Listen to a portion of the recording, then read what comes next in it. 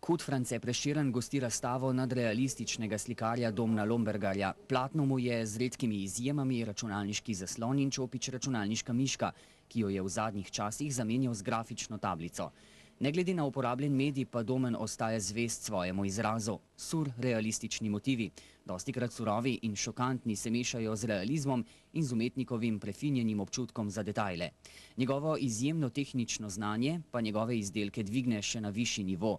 Njegov stil je najlažje opisati kot ekspresionističen, hiperrealističen ali surrealističen. Se stvar giblje nekje med fotografijo in sliko. Ker fizično imajo moje slike temelj nekje v slikarstvu, tudi pač sestavljene iz večjih medijev, torej ne samo fotografije oziroma ne samo slike, torej ne samo barve, ampak potem tudi razni 3D modeli oziroma slikane softverizirana umetnost.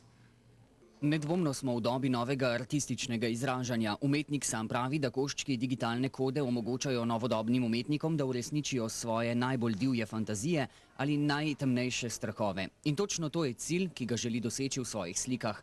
Včasih na lep in poetičen, drugič na najbolj divji in grotesken način, ali pa v kakšni prijetni umestni poziciji med njima.